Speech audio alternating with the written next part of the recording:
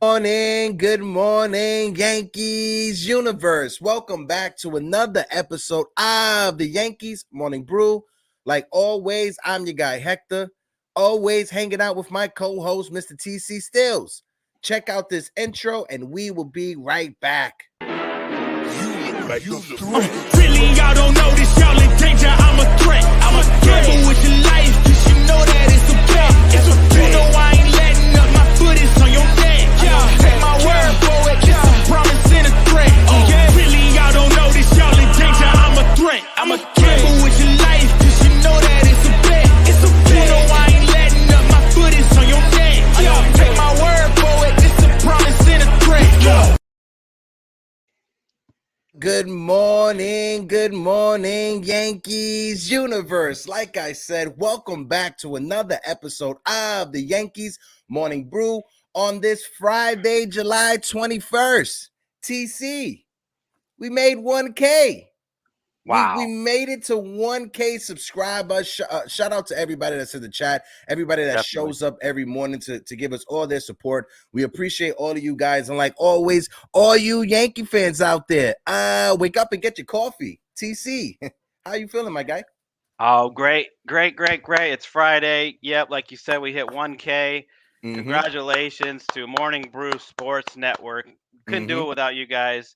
All you guys watching, subs and in chat, all you guys are, thank you guys so much. And Hector, congratulations, man. You and Jigga and, everybody here at the network, man.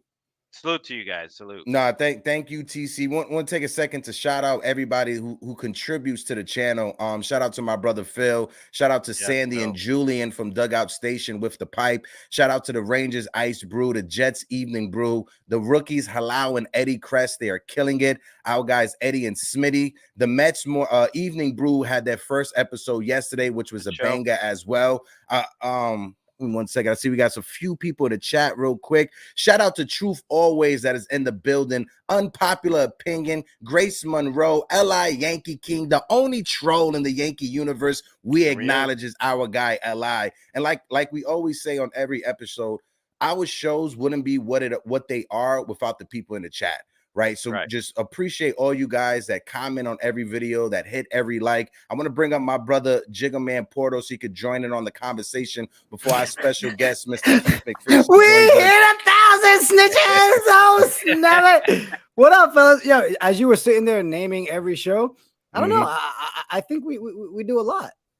Somewhat. We're getting our feet wet in the content game. That's what it is. We're just getting our feet wet, bro. So what you're telling me, I need to get off this camera and get my ass back to no, work? necessarily not that, because we don't want to be like more exhausted than what we already are. Yo, and then we kick off the 1K show. We got Keith McPherson coming on the show today. How you doing? A fact. Bro, there's no other. The Jets brew with Jigga. Didn't we forget? You know, a little Jets Morning Brew. So the Jets Brew, Italy Jet.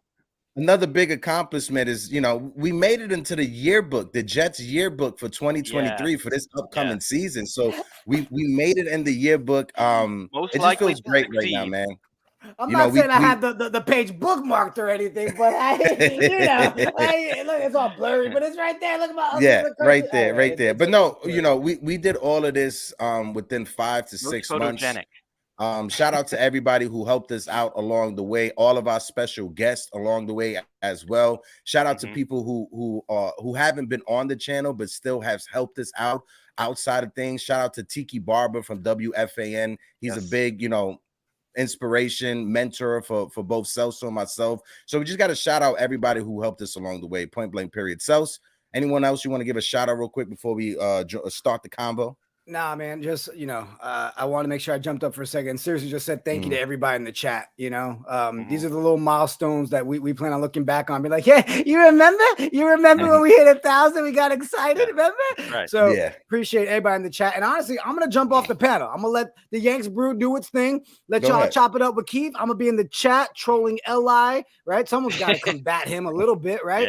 But tell Keith I said what's up. I know you guys will kill it. And, it's easy to back off on this episode because there's really only much I can say about the Yankees. Like, they suck. But outside of that, I love you guys. Appreciate you in the chat. I'll be in the chat. Have fun, guys. Love you, Jigga. Appreciate you, Selfs. Love you, So. And like you said, you know, the Yankees is our team. You know, they give us agita, they give us heartburn, you know, they give us pain in the middle of the summer, you know. But as a Yankee fan, I've been blessed to be a part of a fan base that's very unique, that has its different characters, that have its different factions as well, different voices, you know. Not one person or several people could be the voice of the New York Yankees. This is a collective effort when it comes to the fan base. So I see we got our guests backstage. So Keith, whenever you're ready, just give us a thumbs up so I know you're ready to be brought up to the panel. Copy. I see my guy Keith ready to go. Let me bring him up. Yep. My guy Keith, what it do, brother? Oh, hold on. Wait, the StreamYard. There it is. It is. My guy Keith, what it do, baby? What's up, Keith? Hey, good morning, yo. I just went to get the you can see the steam coming off that. Nice. I gotta ask you though before we continue, bro. What kind of coffee? Are you a Bustelo kind of guy? Are you a Dunkin' Donuts type of guy? What type of coffee? Are you a Folgers back in the day from the 90s, those commercials? What type of coffee you drinking, Keith? I'm from the shore area. I gotta straighten out my camera, but I drink Rook coffee. That's a free plug for them. I probably shouldn't even be doing that for free. Oh no, all good, bro. You're all good. You can plug them all. If you're ever in Jersey, like south of Central Jersey, Monmouth County, there's a like local brand that started up with one spot in my town, and then they kind of blew up. And whenever I go home, I get Rook coffee. So. Nice. Well, shout out to Rook Coffee and blessing my guy Keith. And you know, you rep hard for the Jersey Shore. I got family in Ocean Grove Township and Long Branch as well. Yeah, that's where I grew up. Yeah, I'm headed out to Long Branch this weekend actually to go visit my brother. So yeah, you rep Jersey, you rep the Jersey Shore hard. So I always got to give you your credit for that, Keith. But bro, for those that are in the chat, you know, I know I'm familiar with you because I probably listen to you every day. For those that are in the chat that don't know who Keith McPherson is, let them know about you, how you got started in this game as a content creator, bro. I mean, doing similar things as this. That's why I'm showing love. Y'all reached out on Twitter. I honestly had a meeting with my boss at WFAN right now, and I hit him and was like, yo, is this a meeting or is this like a meeting that could be an email? And he's like, yo, you're straight, go back to sleep. And I'm like, I'm not going back to sleep. I got a whole baby in here. Like I said, baby boy loud AF. I'm not going back to sleep. I'm about to jump on the Morning Brew pod, talk about the Yankees, literally make a cup of coffee with my Yankees mug. So yeah, I got started honestly years ago, right? 9 years ago, I was in the MLB fan cave for Derek last season. And I always talk about that because it doesn't exist anymore. So it gets harder to explain to people what it is when they haven't had it since 2014. But they selected me to represent the Yankees out of 25,000 entries. And there were 7 other fans too representing other teams. But that was my launching pad. That was my first big break. And from there, I went to work at MTV, Fubo TV, and Rock Nation doing social media. And once you do the back end of social media for big brands, you learn how to use StreamYard. You learn how to build YouTube accounts. You learn how to edit videos. You learn how to basically like manipulate the game. Right? You know, so I was learning how to do that for all these big brands and companies, athletes, entertainers. And I got to a point where I was like, I could do this for myself. Like I could take what I know and build my own name, my own brand, my own image. And 5 years ago, I quit my job at Rock Nation on July 7th, 2018, grew my hair out, bought a new MacBook, bought a new camera, and started pushing towards creating content. And my biggest thing that I could lean on was I was in the MLB fan cave. I go to 40 games a year. I'm a huge Yankee fan in New York City. And I started doing vlogs and podcasts and really just using social media to be heard and be seen. That's what's up, bro. Like I myself personally, I can't speak for TC or anyone else that's in the chat. I personally been following you for like the past two and a half, going on 3 years.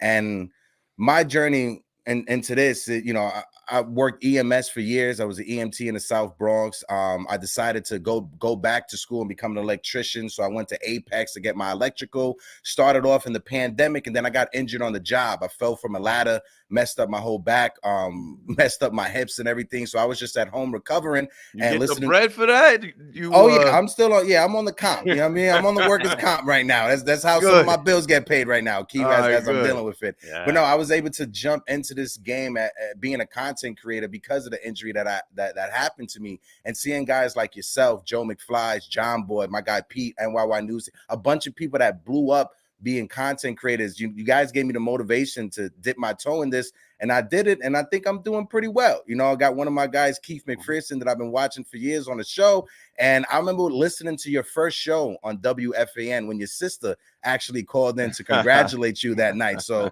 I've been listening to you for a minute, my guy. So I just want to give you your flowers when it comes to that, and you've been killing it for some while, and it's glad to have someone who's actually a Yankee fan, a diehard Yankee fan on top of that, as a voice for the fan on the radio. 11-11, one's on the clock, man. Universe never unconnects. I appreciate you bringing that up. I thought I sucked my first night. Like, imagine how nerve-wracking it is. Like, I went to school. That's something I always leave out. But I did graduate from Monmouth University with a communication degree in radio and television. But it was one of those things where, like, a lot of people can relate to going to school for something and being like, I'm not going to use this degree for what I actually got it for. But imagine how nerve-wracking it was to get on WFAN that first night and start your own show, literally living the dream that you had. Like, I met Mark Malusis, in the fan cave in 2014, and he gave me a keychain, a WFAN keychain. I kept that keychain on my keys to this day. To this day, I still have that same keychain. So, like, I feel like I manifested it, and there's hella Mets fans on WFAN, so they needed me to create some balance. Yeah, you know, and you know, one thing that you talk about, sorry, I just got to grab this real quick. One thing that you talk about that I think is big is representation, right? And I feel, as you know, content creators, there needs to be representation. I myself, being indigenous Puerto Rican, you know, not having a voice like that growing up, and now you have a generation of young Black and brown kids that are listening to Keith McPherson and seeing you on social media, and I think that goes a long way, and it's not spoken a lot of. And what people got to understand, representation is key, Keith. So, like I said, always got to give you flowers for that when it comes to that. But we got to jump into the conversation why we brought you up here, right? It's good to give flowers and to have a little convos, but we got to talk about the team that gives us heartburn and agita right now. Last night, I know you was telling people that emotionally you have checked out when it comes for the Yankees, but let the people in the chat or people that are watching know, how do you feel when it comes to this team at this moment, July 21st? Also, we got 38 people in the building. If you guys can, let's smack that like button. Let's run up the likes for our guy Keith while he's here. Go ahead, bro. Yeah, I'm on YouTube with it too. I hit like right away just because I know how it go. It was at like 13 likes. Now it's at 22. Run it up. Let's run it up. So what I was saying last night is, like, this season starting to remind me of 2021. And what that means is it was an up and down roller coaster season. And that season I rode the roller coaster until they crashed and burned in Fenway. And you know, not to be dark, October is a rough time for me. That's when I lost my brother, and baseball season always coincides with that. No, but it's real. We're all going to lose people. But baseball coincides with that. So that year, bro, like, I'm telling you, like, the Yankees losing the way they lost to the damn Red Sox and just feeling the weight of all that. I was like mentally, like, not good. Like I was depressed. Like, I was down. I was down tremendous. And a lot of my friends were. I watched that game with Joe's McFly and Chris McFly in Joe's basement in the Bronx. And, like, we did the pod after, and we were sick because we knew. We were like, yo, like, we had Joey Gallo in the lineup, Andrew Velasquez, DJ didn't play, Cole, you know, they forced Cole back. He had the hamstring and COVID. It's like, yo, we saw this all coming. So this year, I'm off the emotional roller coaster. I got to protect my peace, right? I got to protect my mental space. I don't believe this is a championship caliber team right now. I don't believe this is a championship caliber organization right now, right? And it was Derek Jeter, our boy Jeet, said, you know, blind loyalty that's stupidity, right? So why am I just going to be a blind, loyal fan and say, I'm the Yankee fan? We all are. We're always going to be Yankee fans, right? I'm probably going to go to the game tonight, even though I said I wasn't going, but I low-key need that Nestor bobblehead. But emotionally, bro, I just can't keep going up and down every week. I watch every single game, and what I was saying on WFAN last night is if you sit down and watch them every night, it's not being negative or quitting on the team to acknowledge that they suck right now. And finally, we got that from Aaron Boone after the last game. You guys watch the post game. He says the same shit every time. He finally said, we stink right now. And we acknowledge that. And I'm like, thank you. Thank you for acknowledging you're all-time bad right now. Go ahead, TC. No, I mean, he touches on a great point. It took him this long to realize that they actually suck. I mean, we've been watching the games game. Left. Yeah, they've been doing this all year. They've had the worst loss of the season every week. Yeah, and that's what is most shocking, because it's like every week when we come to Friday, right? This is the last show of the week. We have our open panel, and we seem like we're having a conversation. Well, the loss to the Cubs, that was the worst loss of the season. The loss to the Orioles, that was the worst loss of the season. The loss to Tampa when Cole gave up that 6-run lead it's like every week it gets worse and worse and compounds itself. And Keith, I always have this conversation with the chat and TC. I don't remember the last time we've had an offense that's been this bad. When we had Ellsbury and Matt Holliday and Euclid in the lineup, there was a reason why that team was bad, because of the names that I just mentioned. But when you have a lineup right now with DJ LeMahieu, Giancarlo Stanton, Anthony Rizzo, you're expecting those guys to step up, and they just haven't. They're all having the worst seasons of their career collectively. Seriously. I said it's some bad karma, right? Like, the Yankees can't just run into this much bad luck. What did they put out into the universe to bring this much bad karma? That somebody stepped on a crack. That's what it was. It started from spring training. They stepping on cracks in the stadium probably every day. Yeah. But like, I think that Star Insurance patch that's selling your soul. Putting that patch over the pinstripes for $25 million. That's part of it. ZT is like Evil Empire on Twitter.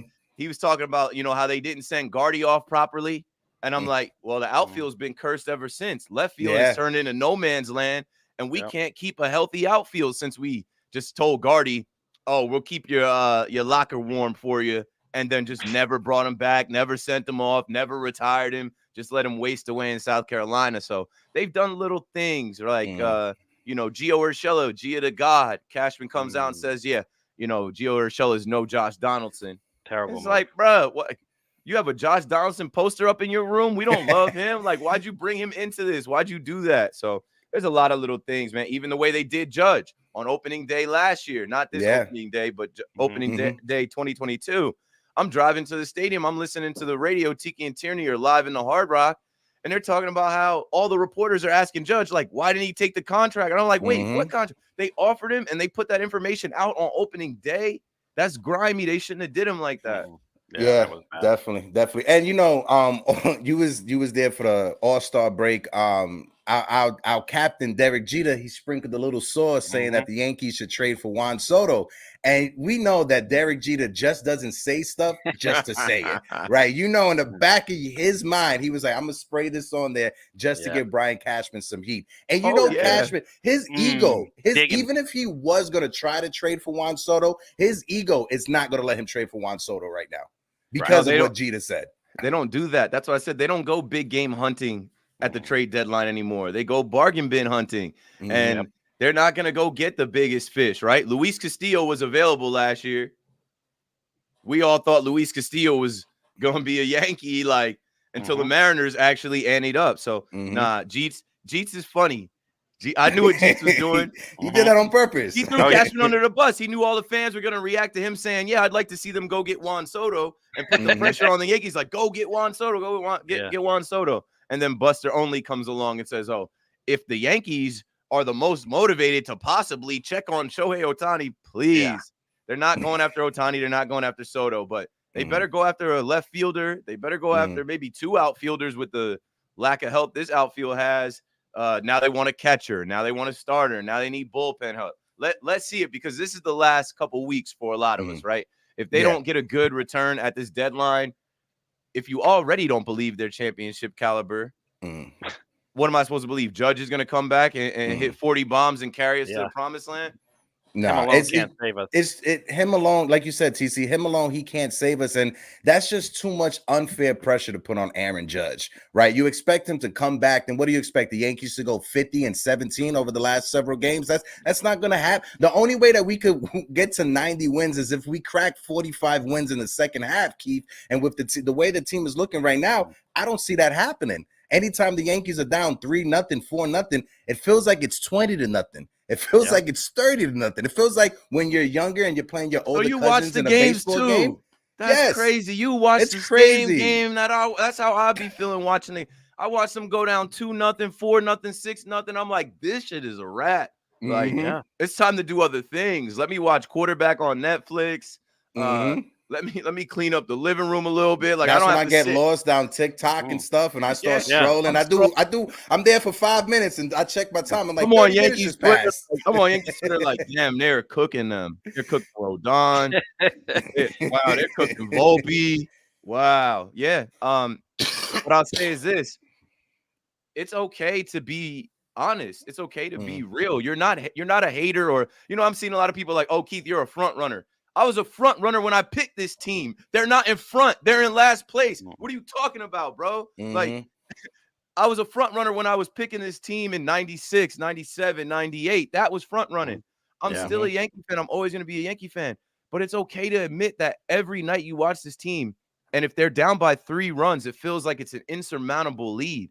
It feels like they can't come back, right? It's okay to admit that, like, you're watching the game Sunday. You're trying to enjoy your Sunday. They ruin a lot of Sundays. They ruin Father's Day. They get swept. They get swept by the Red Sox. And then this past weekend is perfectly fine. Sunday, ruining our summer. They go up. They blow the lead. It's cold day. You're supposed to win on cold day. They're losing to the Rockies, who have the worst pitching staff in baseball. It's okay to admit that they're turning everybody's back end of the rotation into aces. Like, it's the truth. So we got handled by a man named Gumber. Like, are you by Griffin Gumber? Canning? Griffin Canning. Me? According to Boone, we worked him though. We worked him. Yeah. We worked him though. Saw some good things. Had some hard contact. We made him work. Yeah, some good at bats. Before we continue, I want to shout out the chat real quick. Yankee Kyle is in the building. My guy Yankee Kyle, how you doing? Lorenzo Cardone is in the building. Anthony Medina de la Isla is in the building. We got Jonathan Taylor in the building. My guy Julian from Dugout Station is in the building. Shout out to my guy Jules. What up, Jules? He does a show on our channel as well called The Pipe. Him and Sandy. They cover the Yankees minor league system. Is a great show as well. Guys, make sure you check it out. We got a Vici in the chat. Shout out to everybody that's in the building. 48 people tuned in. If you guys can, please smack that like button. I want to bring this up real. Oh, my guy, Booger Brain. Shout out to Booger Brain. I want to bring this up real quick, Keith. Graphic that I made, because right now with the state of the Yankees, Brian Cashman and Aaron Boone, they should be on the hot seat, right? When you look at either of them, is there more blame shifted to one person, Keith, in your opinion? I'll give you my thoughts afterwards. Yeah. Who built this team? I say that every night. Who built this team? Who did this? Who put this roster together? Because point blank, that's where you got to start, right? And we know who it is. It's Cashman. Cashman, in the first year, your new contract, this is what we have. This is what we're working with. Franchi Cordero. This is what we're working with, bro. We're putting infielders in the outfield every single day. Come on, yo. You told us that Oswald Peraza needed to develop more. You told us that he needed more time and that Josh Donaldson needed more at-bats. But as soon as Donaldson goes down with a calf injury, Oswald is now the starting third baseman leadoff hitter. I thought he needed to develop more.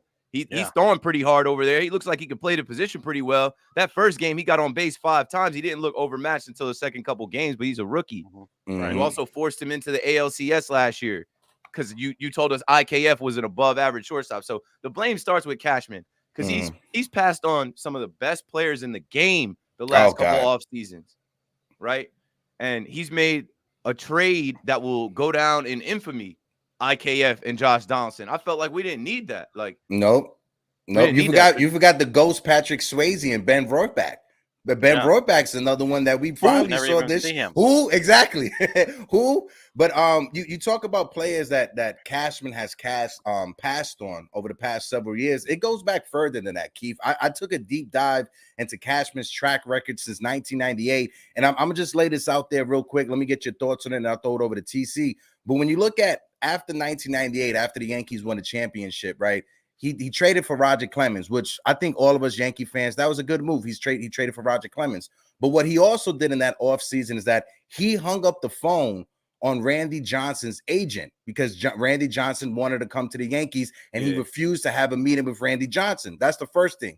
He said Randy Johnson was too old and he wanted too much money, even though him and Roger Clemens was the same age. Years later, he gives the same amount of money, if not more, to Mike Mussina. I love Mike Mussina, right? But imagine the starting rotation of Clemens, Randy Johnson, and Andy Pettitte. I think any Yankee fan would have took that, and we probably would have won in 2001. You fast forward down the line, when Clemens and Andy Pettitte decided to go back to Houston, Cashman said, we're going to get younger. We're going to bring in starting pitchers to get younger. He traded for Javi Vasquez, who was a young starting pitcher, but then he traded for Kevin Brown, Keith, who was 1 year younger than Roger Clemens. No, you're bringing up bad memories, bro. You're bringing up bad memories. I'm realizing this has been going on for a long time. But it's true, Keith. But then also what was going to really hurt you, Keith, is 2007. There was an article that came out by Mark Feinstein in 2013 from CBS Radio that reported in 2007 when the Marlins was starting their fire sale, Brian Cashman didn't want to trade Phil Hughes, Jabba Chamberlain, and Ian Kennedy for Miguel Cabrera. Think about that. Hugging. Gotta hug these prospects until nobody wants them and they're not good anymore. Yep. Clint Frazier, Miguel Andujar, Eduardo Nunez, Andy Phillips. You remember when Andy Phillips was the top prospect for the Yankees, Keith? Andy Phillips. But no, in all reality, shout out to my guys on Twitter that brought this up. I don't know how Boone and Cashman can't be on the hot seat at the end of the season. Whether they make the playoffs or not, this is unacceptable. This is an unacceptable brand of Yankee baseball. It starts at the top with those two clowns. Well, for me, it starts at the top with Cashman. Because like you said, Keith, he's the one who constructed this roster. He's the one that said, you know what, we're going to go into a season for 162 games and not have a major league left fielder. We are going to go with Hicks, Cabrera, and IKF. You got to put some blame on Hal. And I know, you know, Hal swooped in from Italy to make sure we didn't fumble the whole Aaron Judge situation. But Hal Steinbrenner, like they can't have hot seats when their boss is Hal Steinbrenner. Hal loves these guys. They're in lockstep. Yeah. He believes that it's going to be all right. A month ago, right? It is the 21st. So that means it is the third week of July about to end. A month ago, Hal got on a podcast and said, it's only the third week of June. Why are the fans so upset? Confused. Why are we upset? We were upset then because you let the Red Sox come to town. Justin Turner is fouling balls off John Sterling's head. Red Sox are beating us in the Bronx. Then the next weekend we go to Fenway. They're sweeping us on Father's Day. Everybody's old man is sick. Like, oh, yeah, the Yankees suck again. And he's saying, don't know why the fans are upset because this isn't the standard of excellence. And my phrase that I use on WFAN is that you piss on our leg and you tell us it's raining. You're like, yo, what's going on? They're like, oh, no, I didn't pee on you. It's raining. You're like, I'm not dumb. I wasn't born yesterday, bro. We see all of your moves. We see all your lack of moves. We see how we got here. We see what happened, right? We see who you passed on. We see the trades you made. We see everything. We're fans. We follow the team every single day. So when we come up short, we're looking at the shortcuts that you took, right? Yeah. Point blank. Go ahead, TC. Yeah, I mean, you want to look at the architect and Cashman, but yeah, you bring up Hal. Hal is the one who extended Brian Cashman 4 more years. After what? What has he brought to this team? The roster construction is horrible, and he is to blame. I mean, the game has passed him up. He passes on all these, stars that we could have had at short, Bryce Harper, Machado, guys like that. To what? To go in the bargain basement and try to, create another Luke Voigt or a Matt Carpenter from Franchi Cordero, Jake Bowers. I mean, he thinks he's the smartest guy in the room. Yep. The game has passed him by. He's not anymore. He doesn't understand the game. They're out of reality, and honestly, they need to bring in some of the dynasty players to rejuvenate the winning culture. There's nobody in this organization that has that winning culture right now. Or that winning attitude. They I don't, don't think those guys really want to kick it with the Yankees anymore, yo. It's different. It's different now. Jeter came around to promote the captain. Gotta go. Right? You know, Jeter popped up because he was promoting the captain series on ESPN. He ain't been around since. People talk about Don Mattingly going to work for the Blue Jays. Yeah. Well, yeah, because the Blue Jays probably like seriously wanted him, interviewed him, and gave him the proper respect. Shout out to Bernie. I've gotten close with Bernie. I've got to kick it with Bernie. Bernie still shows up. Bernie is still around. But like as a group, Posada never around. No. Andy Pettit rarely ever around. And my guy Paul O'Neill. Shout out to the Warrior. I did an event with Paul O'Neill at the Stone Pony in Asbury Park, and because of the like COVID restrictions and some other nonsense, he wasn't around for a little while, and they had to break the rules to let him on the field for Paul O'Neill Day without being vaccinated. It was a mess. It was all nonsense, man. It was ridiculous, bro. And it's just there's no accountability, right? And you bring up the game last year that you was at, the Derek Jeter game that, you know, we got the plaque, the Hall of Fame plaque, and the Aaron Hicks debacle in the outfield. I always bring this up to people that say that they were at that game. Beautiful plaque. I got mine right here. I always bring this up to people that say that they was at that game. Keith, I was at that. I showed up around 2 o'clock just because I was trying to get this super early. So I showed up at 2. It was a bunch of us out there dumb early. We were there. It was 3:30, 3:45. We were by gate 4. And somebody brought up the fact, they're like, yo, look down the block. It was Aaron Hicks jumping out of an SUV at 3:40, bro, going into the stadium. Keith, I kid you not. I swear on everything that's holy. Keith, I know if I ask you, Keith, if you're a player he was on the golf course. If you're a player for the Yankees, Keith, and you know that Derek Jeter is coming to the stadium, it's going to be a celebration. Normally, your BP or your work, you get it in at 4 o'clock in the afternoon. Everything is being pushed up because of that. What time would you have showed up to get ready for that game? Bro, I show up to the stadium as a fan by 4 or 5 o'clock. Like, you can't be, come on. And that explains why he was so terrible in left field. He was asleep. He was showing up to work unprepared, not ready for the job. Man, that was a beautiful pregame ceremony. What I said this that night. Fans got in their seats early for Jeter.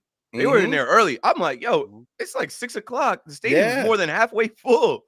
And the montage that they played, man, it was taking me back to elementary school days. It was a beautiful ceremony seeing his family and him come out on the field. And then Frankie Montas took that ball from Jeter after the first pitch. And Aaron Hicks was asleep in left field. And it turned into a nightmare. He's dropping the ball. He's thinking the ball went foul. Fans are chanting, "We want Gallo." I'm like, oh, hell no. I'm like, I got to go home. I got to get out of here. This sucks. You know, and there's no, and I bring that up to say that there's little to no accountability, right? When it comes from the front office down. And you saw, look at the Chicago White Sox, for instance, with all their struggles, right? Luis Roberts is their best player. When he had a brain lapse on the field, what did they do? They sat his ass down. Get on the bench. That's unexcused. And this is from their best player. But Gleyber Torres goes out there. He gets thrown out trying to extend, going from first to second. He loses plays, bobbles plays. There's so many different guys out there that just fumble the bag, and there's just no accountability. Gleyber, I don't know. At least he's hitting now to try and make up for it. But Gleyber knows that he's good. Like, he knows that, like, he can run into outs on the base paths. He can do that stupid nonchalant throw to first off, like, and no one's going to tighten him up. Boone might talk to him, but he'll be in the lineup the next day. They actually punished him in the Oakland series, and they took him out that first game, and the Yankees lost 2-1. But Gleyber got a pitch hit single, and it was like, well, we got to play Gleyber the rest of the way. So there is no accountability. Harrison Bader, I was like, is he hurt the other day when he was like half-assing it to first? I was wondering that too. Yeah. Guys know it's a chill vibe, because Boone will just say at the end of the game, we're capable. We're going to break through. We know we got the guys in there to do it. And he's the cool dad. I always say Boone is the cool dad, right? You know, when you go over your friend's house, if their dad is one of them dads like, hey, I better not mess up my living room. And don't be eating downstairs in the den. Versus the cool dad that's like, hey, guys, you want me to buy a 6-pack? Yeah. Facts. Right. That's Aaron Boone. That's Aaron Boone. That's Boone. definitely Aaron Boone. And, Yeah. you know, Can't be their friend. You can't. You have to have some level of respect, right? Keith, you know, you play sports growing up. To this day, I'm 33 years old. But when I see my coach that I had when I was a teenager, I still could give that Coach T. What's up, Coach T? I call that man coach and I give that man respect. And I'm 33 years old. I saw him a year or so ago when we got together when somebody close to the family passed away. And he came by to show respect. Still to this day, I respect that man and call him Coach T. With the Yankees, I don't see them doing that with Aaron Boone. I don't see them going out of their way. Hey, Coach Booney. I just don't see that from the players. And I know Judge loves him, but he loves him in like a friendly type of way. They don't fear him. And sometimes you need that fear to have respect, right? Like I played football growing up, and some of the coaches I respected the most were the ones that would yell and tighten you up and get at you when you were doing wrong, because they kept you in line, and that stayed with you so that you didn't make the same mistakes again. Like the coaches that are just like, oh, it's not, it's not a big deal. Or the coaches that just ignored you, like, and not coaching you up. They don't care about you. They don't love you. The coaches that are getting emotional and that are yelling and getting in your ear, those are the coaches that, really got your back. They want to see you perform. They want to see you do well. And I don't think Boone has the capacity to yell at these guys. I don't think he has the stance to, right? They're going to fire Dylan Lawson and bring in another guy in Sean Casey, who I got to work with at MOB Network. I've been in the gym with Sean Casey, the mayor, great guy, but like another guy that has no coaching experience. Boone had no managing experience. They plucked him from the ESPN Baseball Tonight booth. Yeah. Right. So yeah, I guess, it's cool that they played in the show, but like you need a manager, you need coaches that are gonna hold guys accountable and get the most out of them. And right now, I feel like they lack discipline, they lack urgency, and I mean, hopefully they change that tonight. And I think a lot of the energy from the fans and being in the Bronx and a Friday night in the summer, it'll jog some of their memory. Like, hey, wake up! Like, well, we're in the middle of a season. Hopefully, Keith. Hopefully, because the last thing we need is to get swept by the Kansas City Royals. That is the last thing that we need. That would be that is the last thing we need. It can't happen. I'm not trying to put that into the universe. I don't want that to happen, but that's the last thing that they need. They lucky that the Royals traded Chapman to the Texas Rangers, because the last thing we need is Aroldis Chapman coming into Yankee Stadium, throwing 103 miles per hour, striking us out left and right. That's the last thing we need as a fan base. Yeah, how come the Royals were able to fix Chapman?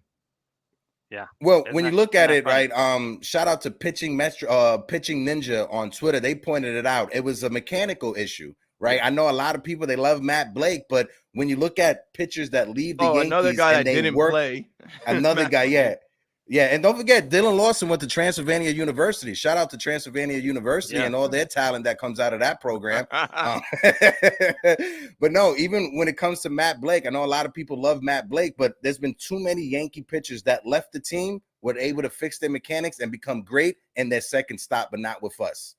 Yeah. Now, the first person some of that goes on Larry Rothschild too, but yeah. If it happened once, it's an anomaly. If it happened 2 times, copy, we understand it. But when it happens 3, 4, 5 times, then we need to open up the hood and try to figure out what's going on. And you brought up TC, you brought up Luke Voit. And what a lot of people don't understand, when the Yankees traded for Luke Voit and they traded Chase and Shreve, that was to get international signing money, because they lost out on signing Juan Soto when he was an international free agent. Right. And Luke Voit just happened to turn into Luke Voit. They didn't trade for Luke Voit because they knew he would turn into Luke Voit. They traded for Luke Voit because they was trying to get extra international signing money, which they used to sign Jason Dominguez. Yeah, they got lucky with him. They got lucky with Luke. A lot of Cashman find, a quote unquote. No, these are just lucks. When you look at from 2010 to 2023, Keith, every draft, the players that the Yankees have drafted ever since then, the New York Yankees, when you look at weighted runs created or the WAR for players we draft, we're in last place of all major league teams. Like a negative. There's been one player that Cashman drafted and became a star, and that's Aaron Judge. That's it. That's what I'm saying. There's a disconnect. That's why I'm saying I'm off the roller coaster. That's why I'm saying I'm being real about it, bro. Like, there's just too many stats and too many tweets that come across that show you who the Yankees have become, who they really are right now. We got to stop living in the past. Like all this Jeter, Rivera, World Series stuff, like that's the History Channel now. That's going to become ancient history. We have young kids in the stadium. They didn't live that. These young kids, it's 2023, bro. So there are 18-year-old kids. They're like, they popped up in 2005. They don't remember 2009. No, like this era that we're in with the Yankees, with them trying to be the Tampa Bay Rays, with them trying to now allegedly get under the luxury tax. Excuse me, say what? Wow. Wait, hold on. Did I read that article correctly? At the deadline, you're looking to sell off some payroll and get under the luxury tax. I thought we were trying to win 28. What happened to Chase for 28? They don't use that hashtag Chase for 28 anymore. What happened to Mission 28? I was saying this on the last show. The New York Yankees, we aren't the evil empire anymore. We are that group from the movie Spaceballs. That's what we are. We're from the movie Spaceballs. We're not the evil empire anymore. Sunday shook. Ain't no such thing as halfway crooks. Facts, Every team in Major League Baseball does not fear the Yankees. They think they can beat the Yankees. Look at the Rockies. Look at the Angels. Look at the Oakland A's.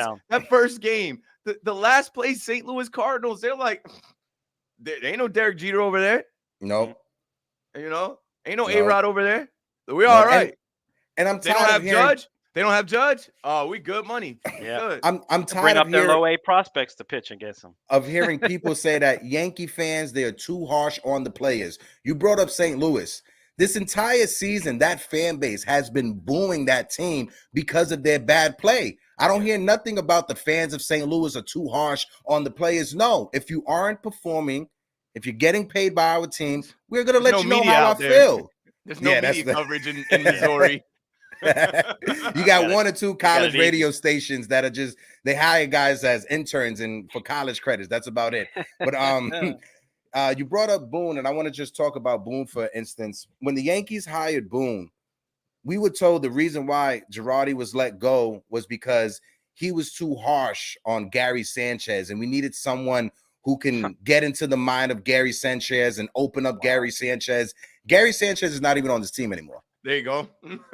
Gary Sanchez. And if you guys wanted someone who could connect with Gary Sanchez and probably get the best out of him, you had him. He was your bench coach called Tony Pena, who was a catcher, who was Dominican, who spoke the same language as Gary Sanchez. So if you wanted somebody who could connect with Gary Sanchez and open him up, you had him in Tony Pena, but you let him walk away. They get rid of those guys, right? Phil Nevin just swept us. And Phil Nevin was a guy yelling at guys in the dugout. They got rid of him. They blamed him for his ability to send guys or stop guys at third. Right. It's always pointing the finger elsewhere. It's always acting like the fan base is spoiled and doesn't know what we're talking about. And they piss on your leg and they tell you it's raining. And that's the thing. They think that they're smarter than the fan base, right? You listen to Hal Steinbrenner on that podcast that you was talking about, and he says, "Well, I don't listen to sports radio. I don't listen to what the fans say. I don't tune into social media." Well, I don't think he watches the games either. You're getting cooked.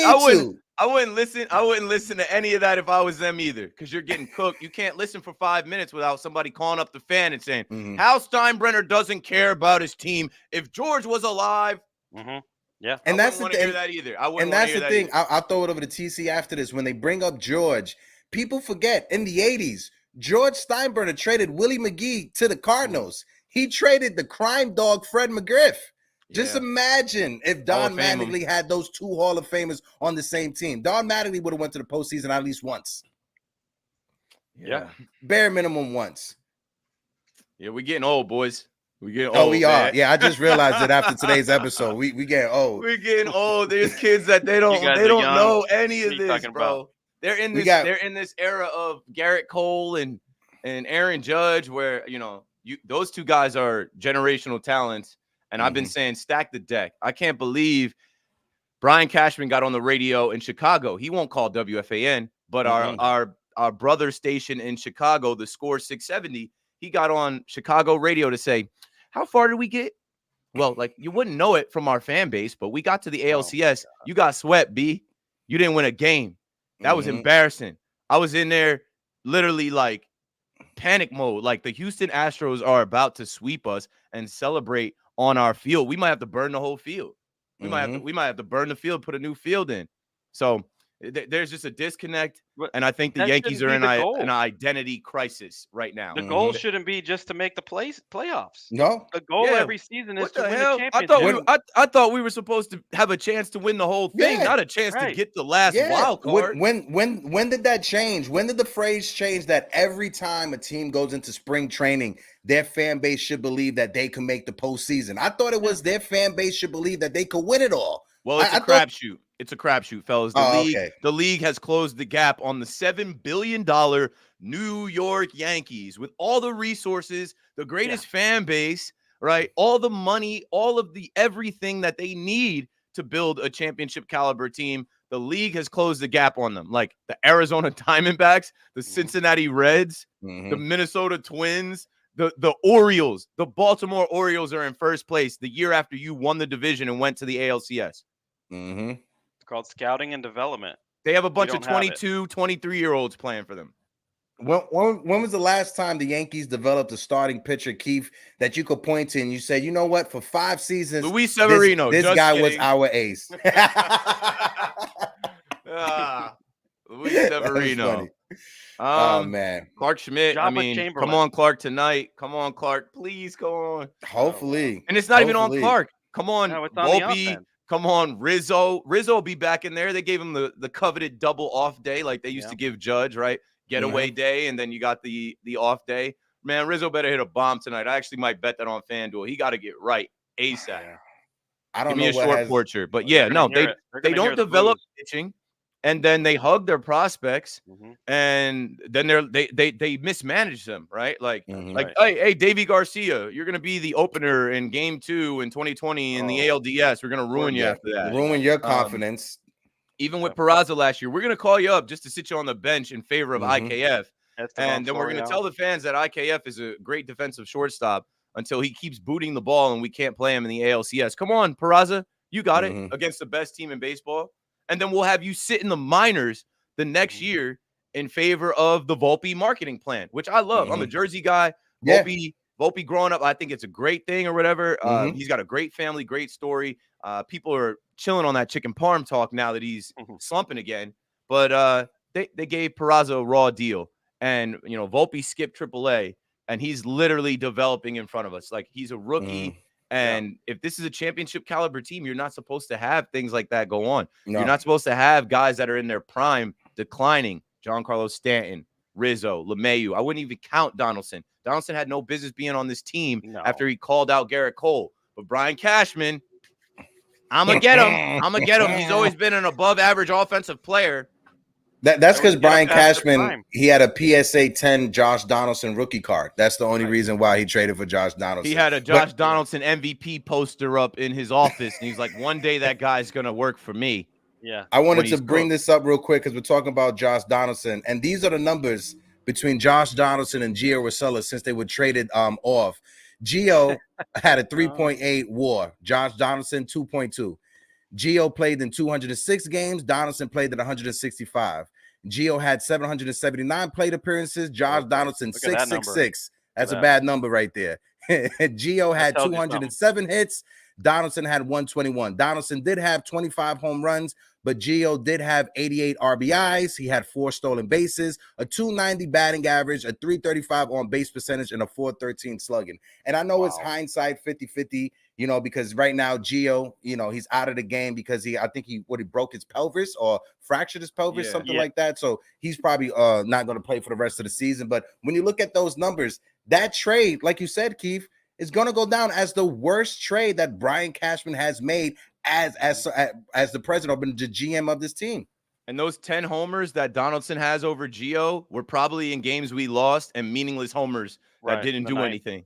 Man, I swear, bro, Gio was such a good guy. He played like some like Jesus, like church music when he walked to the plate. We called him Gio to God. Like everybody that I've ever met that has been around him says he was the nicest guy. Why would y'all do him like that? Why would y'all do him like that? Defense. He reminded me of Scott Brocious. Scott He played Brosian, look at great what Scott defense. And you know Brosian what? did in I 98, think what they were 99. going for was to break up him and Glaber, because him and Glaber were like two buddy, where peas like in the pods. you know, they wanted to shake that up, but they also wanted to get Gary Sanchez out of here for something. They didn't want to DFA him. They wanted to get something, and they got finessed. Forever, that's going to go down in history as the offseason that half of the Yankee fan base was clamoring for Carlos Correa. We need Carlos Correa. I never wanted him, but I understand the need. We needed a shortstop, and you could have had him for a year in the same deal that the Minnesota Twins gave him. You enabled the Twins. You took that $25 million off their books with Donaldson, and that opened up them to say, come right here, Carlos. And now he's a Twin for the rest of his career. But like, Cashman, you're not supposed to be getting finessed. You're supposed to be the finesser. Yeah. Now, whenever the Yankees are involved in the trade, I'm worried that we're gonna get fleeced, like you said, Keith. Because we've been getting fleeced ever since. Frankie Montas and Lou Trevino. Where has Frankie Montas and Lou Trevino been this year? And they gave them Luis Medina, Ken Waldichuk, and J.P. Sears, who obviously playing for Oakland. They're gonna have a rough go at it. That team sucks. The organization is literally selling, or their fans want them to sell the organization. The organization is literally leaving. They're in turmoil.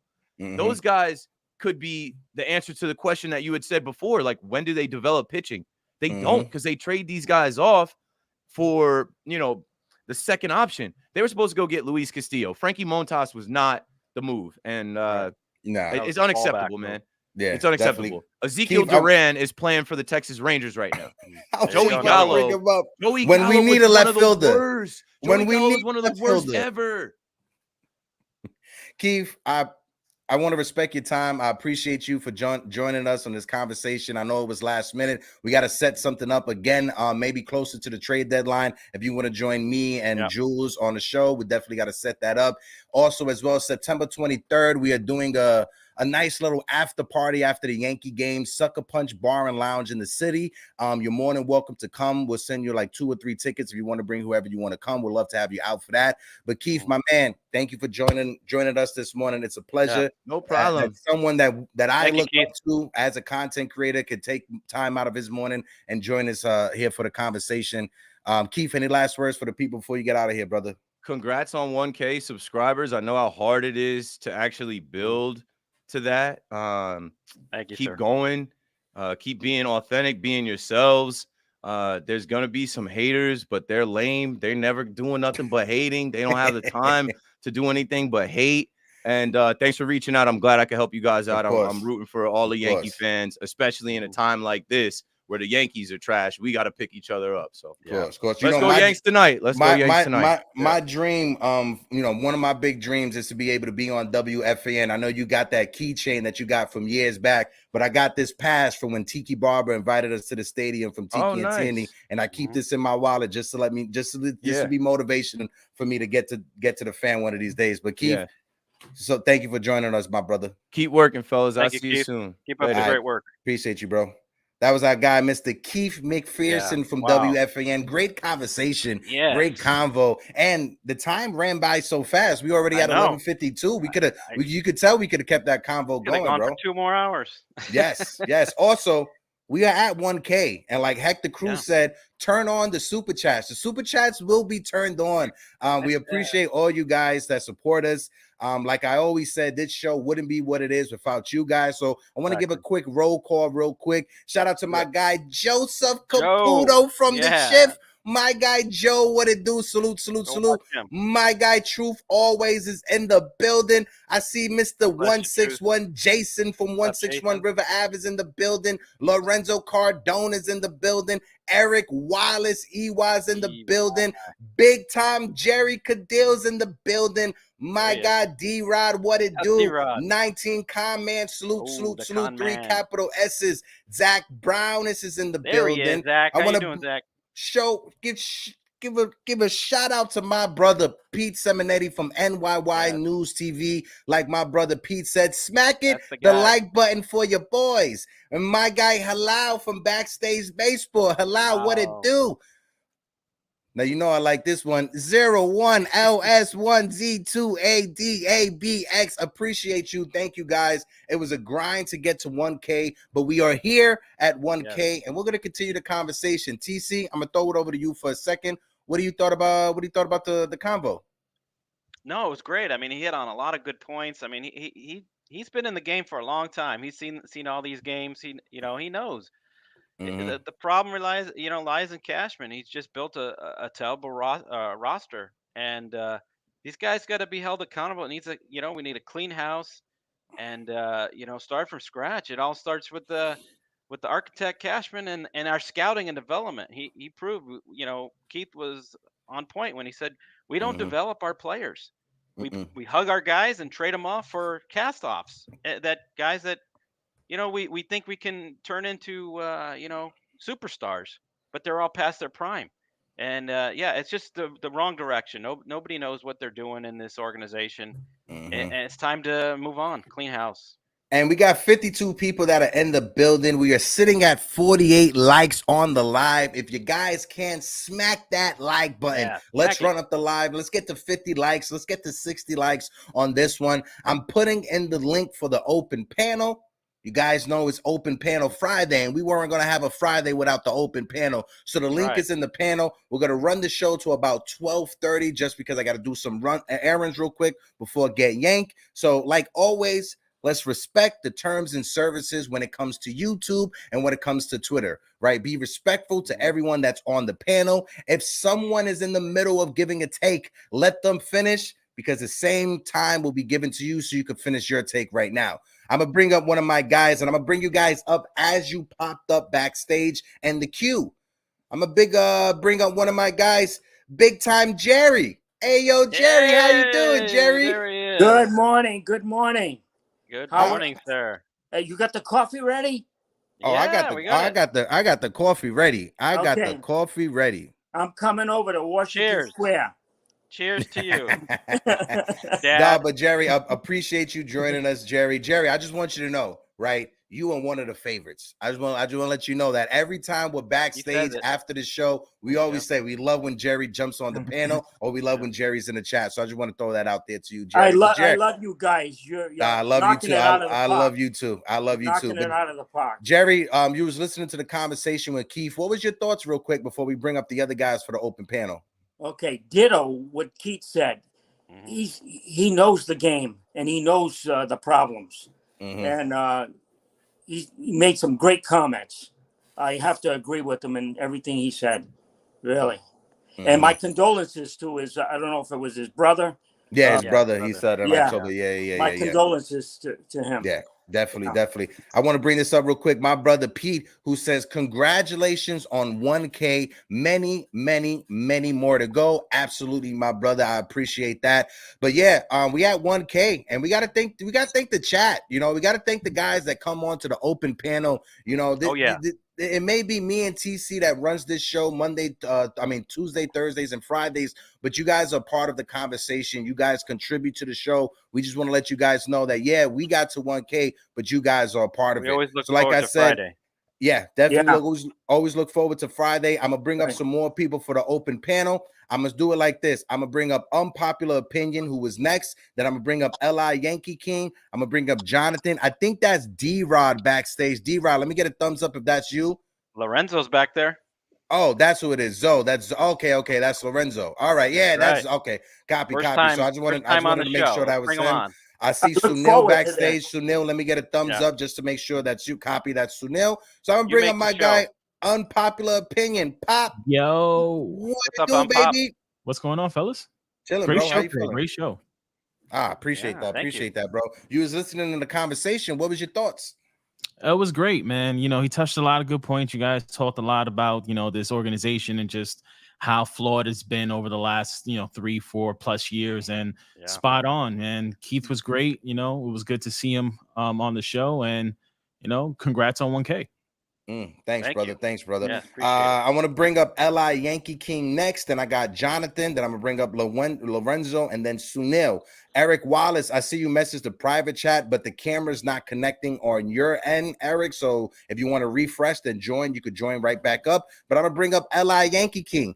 My guy Li, you What's up, handsome, you handsome son of a bitch. You, how are you feeling this morning, Li? Not being the handsome son of a bitch, that's a little bit of a stretch, but I appreciate it. No, first of all, do you see that slick back that's on your head? I'm a bit jealous. I wish that I had hair so I can do that. Look at that greasy slick back you got, Li. You looking good, baby. Mafioso. What is he, 25?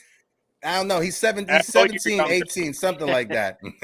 Nah, but Li, thank you for joining on the panel. Again, salute to you. Thank you for always contributing in the chat and on the conversation. You was listening to when Keith was on. What was your thoughts, bro? Keith absolutely nailed everything. He knows the problems with this organization, the flaws, that Cashman can't do it anymore. Right. And I didn't even know. I forgot about that Miguel Cabrera trade that was supposed to happen, but didn't. Cashman just like, let's hug prospects and keep them until they have no value anymore, and then just drop the ball. Yeah. We have to That's trade right, for Josh Donaldson. I wonder what prospect that sounds like. Yep.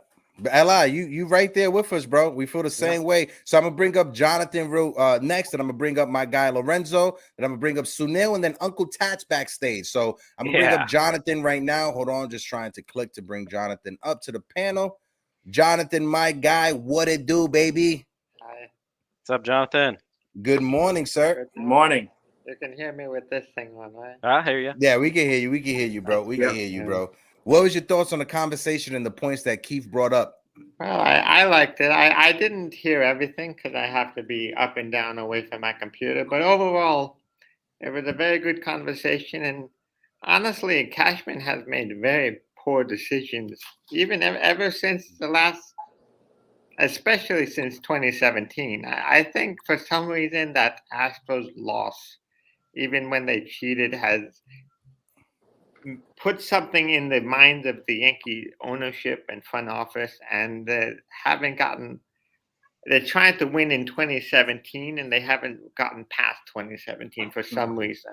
Yeah, that's when this. If you think about it, that's when this team started to take a big turn, a different turn. And we haven't gotten.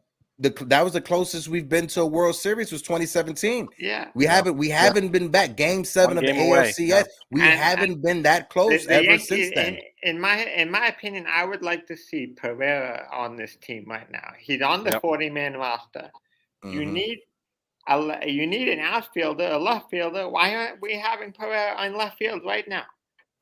And he's crushing it. He's hitting 350. He has 2 home runs. He's killing it right now. The Yankees love their prospects so much. Why he's batting too high. Prospect. That's what it is, Jerry. He's batting too high. His batting average 400. It's like the movie Major League when they hit the home run. Oh, the ball's too high. What do you mean the ball's too high? I mean, imagine if we didn't trade for Gallo and we had Duran. We could play Duran in the outfield. Point blank. But Jonathan, hold on right there. I'm gonna bring someone else to the open panel. Guys, hold on. I know I gave you the order, but we got somebody backstage that's never been on the open panel before, and I want to bring her up to get her take. I see Grace Monroe is backstage. Grace, just let me get a thumbs up to let me know that you're ready to be brought up. Copy. So Grace is cool. Let's bring up Grace Monroe. Grace Monroe, welcome to the open panel, Grace. Hi. Hey, boys. How are you feeling, Grace? First of all, I just gotta say, thank you for always being in the chat. Thank you for all the support. We appreciate all the support that you've been giving us. Grace, how are you feeling this morning? I am so happy to support you guys. I watch everyone's channels. I'm going nyynewstv. I'm going Morning Brew Sports. I'm going Foul Church. I have a Yankees problem. I am obsessed. How am I? I've been better. My husband was actually concerned because I started losing sleep. I'm not exaggerating. Oh, wow. A couple days ago, I woke up grumpy as hell. My husband's like, "What's wrong?" And I'm like, "How can you ask me that?" What do you mean, what's wrong? Check your blood pressure. Exactly. Is your husband a Yankee fan by any chance? No, he's not. Although I'm trying my hardest. Okay. But here's the thing. Here's the problem. He's a casual Texas Rangers fan. Okay. So, but he supports me. So he watches the games with me. We have the MLB TV package. I don't know what that noise is. Hold on 1 second. Can you guys mute yourself so your end, Grace, you're good. Jonathan, if everybody could mute themselves, I think there's an echo. There we go. We got it fixed. Go ahead, Grace. Anyway, so I have the MLB TV package, and so I watch every single game, every spring training, every. I mean, every night I'm at my TV. You know, Pete on the phone, TV on, like everything. And he has gotten to where he really enjoys watching the games with me and everything. But here's the problem: as a casual Texas Rangers fan, and they're so good right now, y'all. Yeah. They're so good. So watching the Rangers, who actually hit and actually close out games strong and put together rallies, and then trying to watch the Yankees, which is like watching paint dry. It's real hard. It's very real boring. Hard. Yeah, no, I get it. Listen, you know, hats off to you trying to convert your husband, because like you said, the Rangers, they're playing pretty good right now, right? They're probably one of the best, if not the best team in the American League right now. The way we used to be. Hands off to you, Grace, for doing that, right? But Grace, hopefully you could convince your husband to show up September 23rd, Yankee Stadium in the Audi Suites or the After Party Sucker Punch Bar and Lounge. If you're able to convince your husband, we'll love to have you out there, Grace. Don't miss it. Before we continue the conversation, Grace, I want to get your thoughts on the conversation we was having with Keith McPherson when it comes to the state of the New York Yankees right now. Just give us your take real quick before I bring up the next person for the open panel, Grace. I mean, there's a lot of things that I could say, but one point that I want to make is that the other day after we lost to the Angels yet again, and they interviewed Aaron Boone after the game, and then they interviewed Anthony Rizzo after the game. They posted both the videos. Okay. Aaron Boone said, you know what? Blah, blah, blah, blah. You know how he is. And then he goes, we just got to get back to having fun. And then Anthony Rizzo said, it's hard to have fun. Meredith, who's great, was like, Aaron Boone said, y'all just need to have fun. What are your thoughts? And Rizzo was like, it's hard to have fun when you're getting your teeth knocked in. When I saw the dichotomy of those two videos, I was like, I'm done. Like, I'm done. The distance between the management and the team, the players, is so wide that I'm not an Aaron Boone hater necessarily. Now, I do think we need to move on from him, but I don't hate him or anything like that. But when I saw that, I was like, that's the last straw. And let me say one more thing. Go ahead, Grace. Go ahead. When I found out last year, the way that this team did IKF, by acquiring him, playing him out of position, the fans turned on him like this, rightfully so. He was making tons of errors, and he wasn't the shortstop we wanted or needed. But then when the story came out that IKF went to Aaron Boone's office and said to him, I need help. I don't know what I'm doing. I'm out of my depth. Please, please. I want to do a good job. I want to be on the team. I want to contribute. And Aaron Boone, swear to God, I know y'all probably all know the story. He just said, you're doing fine. No problem. Get back out there. He's like, dance like no one's watching. Live, laugh, love. There's no rainbow without the rain. Everyone gets a trophy. Yes, it's all these platitudes. It's no substance. When you have a player literally asking you, can you please help me? And they turn you away, no help. That should have been the last straw. But here we are. Great point. And great point, Grace. And you hit it right on the head, because this is something we was talking about with Keith. There is no accountability when it comes to this front office and when it comes to the rosters and the players that are on the roster. Like we was pointed out, Javi Baez, who is the most played player on the Detroit Tigers right now. He was their big free agent acquisition, right? When he messed up, what did the Tigers do? They sat his ass on the bench. When Luis Roberts messed up, what did they do? They sat his ass on the bench. What did the Tampa Bays do? What did the Tampa Bay Rays do with Wander Franco? They sat his ass on the bench. But with the New York Yankees, for some reason, nobody gets benched. This is all acceptable. You get praise. You could be losing to the Los Angeles Angels in a game 3 where you're about to be swept, and you could be in the dugout laughing, joking, having a good time. There is no accountability. I know if Paul O'Neill was in that dugout, somebody probably would have got hit with a water bottle. That's all I'm saying real quick. I'm going to bring up my guy Enzo to the chat to join the convo. We got Enzo, we got Sunil and Uncle Tats. That's the order. So I'm going to bring up my guy Enzo. First time on the open panel, Lorenzo. How you doing? There he is. What's up, guys? How y'all doing? Enzo, first, I just got to say, bro, I appreciate all the support that you give everybody on the open panel. But I got to say, you and your moms was a pleasure having you guys out at the last event that we had at the beginning of the season. Can't wait for you guys to be back up there in September. Enzo, what it do, brother? Yo, man. Well, first off, I appreciate you saying that about my mom's, because like y'all don't really know, like us going there gave us like something we could bond over now. So now that's her special thing to do with her son, because now she asked me, hey, when's the next event? When are we going? And it's not even just that, how you and your girl and everyone treated my mom like a queen. She felt so good. She felt good being there. She loved being around everybody. She, every time I walk back to her, she's like, oh my God, they treat me so nice, always making sure I have everything I need. Like, yeah, you good. So like, I really appreciate that part, because man, she felt like a queen that day. Nah, and she should always feel like that, bro. Because I'm gonna tell you this right now. You know, the reason, the way that we were acting with your mom or interacting with her was the same way. My guy Jigga's in the building. He just jumped on the panel. What up, Zoe? I had to come on, bro. Listen, yo, can you talk to your mom, bro? I filed paperwork and everything for her to adopt me, and I haven't gotten a response yet, right?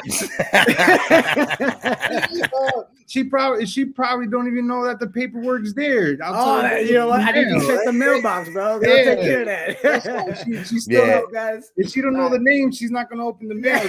She's like, check a man portal. Yeah. But no, Zoe, I what I was saying was that, you know, the same way that we were acting with your moms is the same way that we would want somebody to interact with our moms, right? So that's the reason why, and that's the same. That's how I am. Period. Right. Whatever the universe gives me, I throw it back into the universe, hoping to get it back in return. That's how I am right now. But my mom's not a Yankee fan, you know what I'm saying? But she's been to a couple games with me over the years, but it was more like, oh, I'm gonna go because my son loves him, so I'm gonna go with him.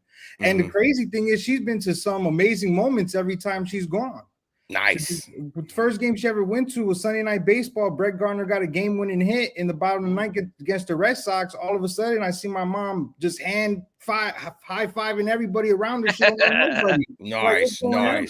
Nice. She's a legend, bro. She's a legend.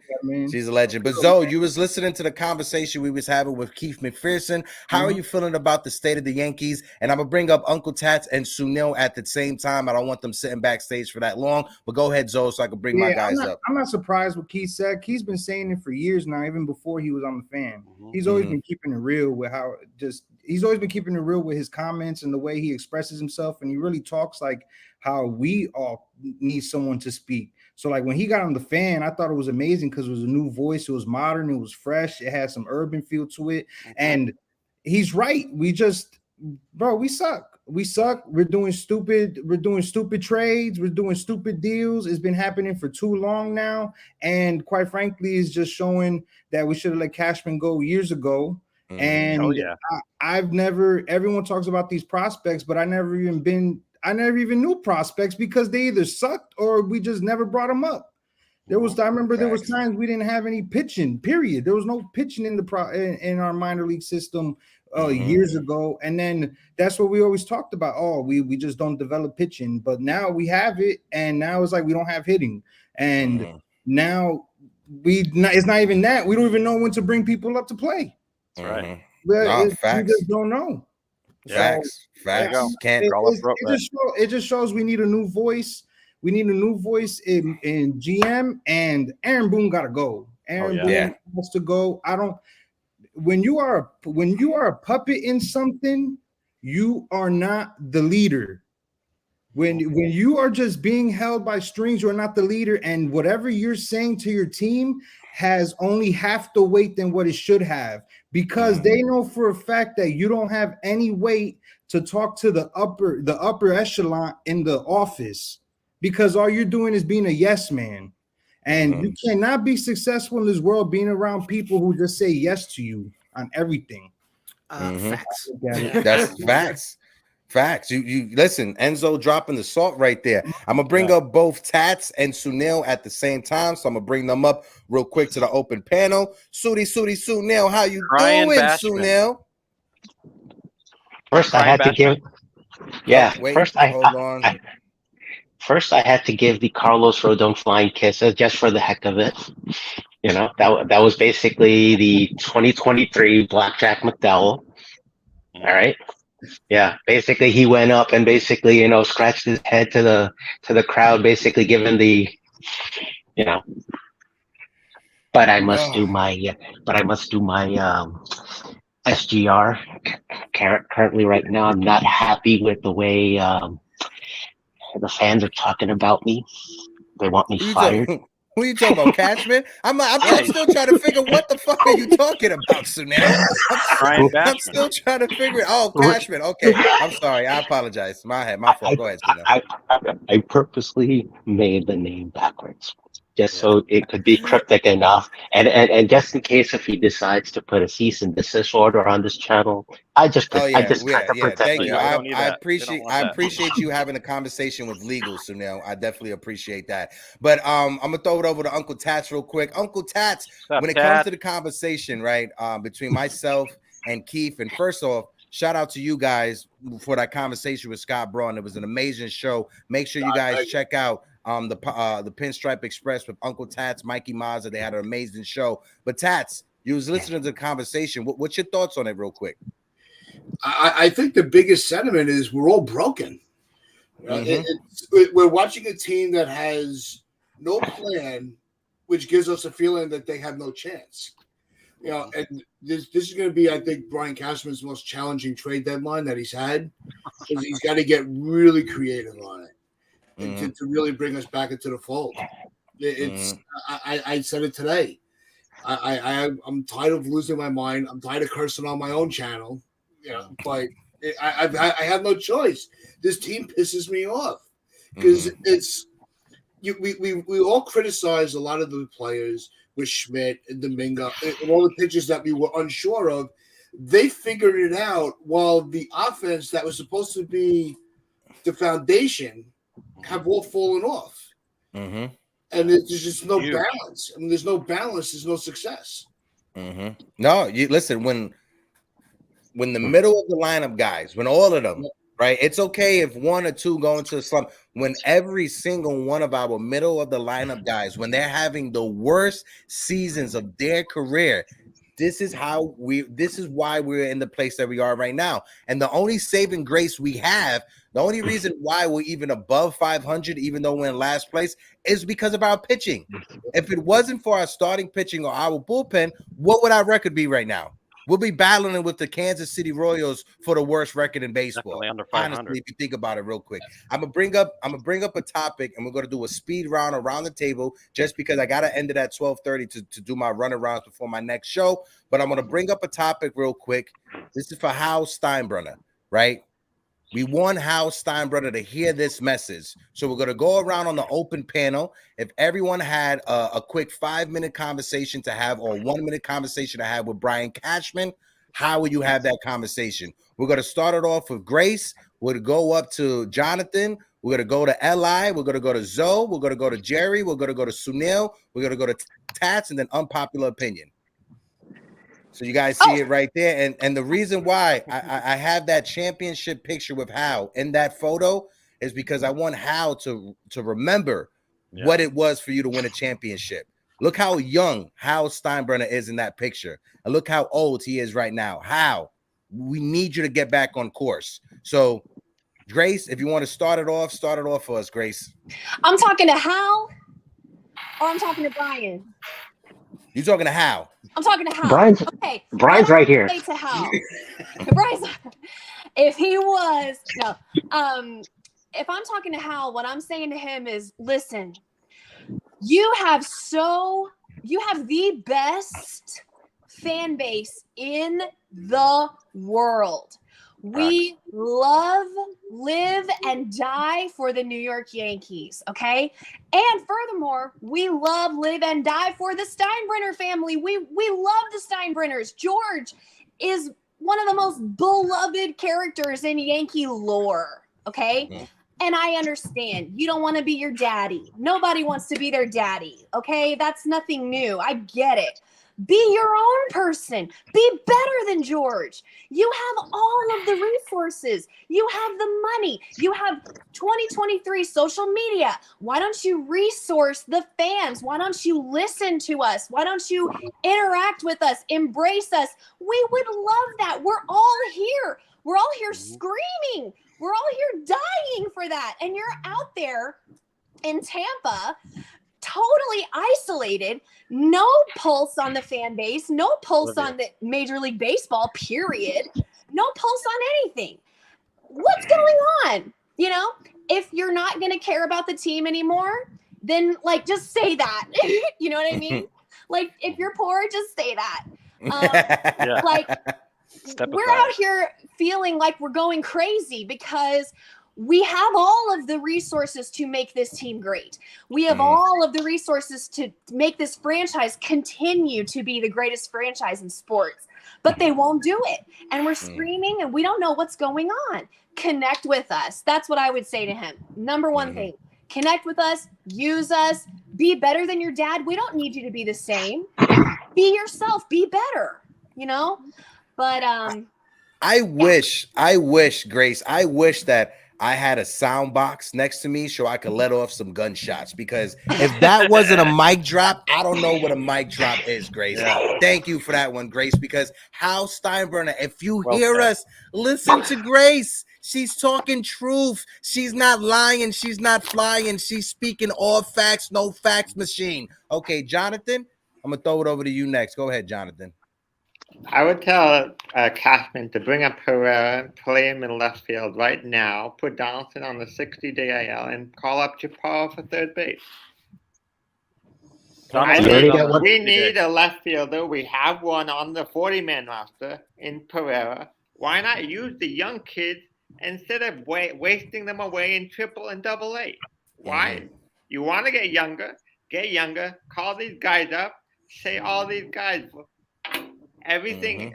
Hey, Rizzo, you can't hit anymore. You're gone. You're gonna be gone. Just be tough with the players who you have here, and basically do a metaphor and twist. And it almost gets me frustrated when I think of this question. I want to imagine myself just being so frustrated I have to basically kick everyone out of the room and rebuild the whole team in my head. It's just basically imagine Paul O'Neill as the umpire and everybody's a water bottle. I feel you, Jonathan. That just don't be having no dreams about beating Cashman up, right? We don't need you to get arrested in your mind. It's only an imagination. It's not copy. All right, I want to throw it over to Lorenzo real quick. Lorenzo, you go, then Sunil, Uncle Tats, then Li, Jerry, and then my guy Pop. Sorry about switching up the order. It's just the new screen layout just messed up the order that I had before. So Enzo is on you, then Sunil, Uncle Tats, Li, Jerry, and then Pop. Go ahead, Enzo. Man, if I was talking to Hal Steinbrenner, I'm like, listen, man, why do you play us fans like we're stupid?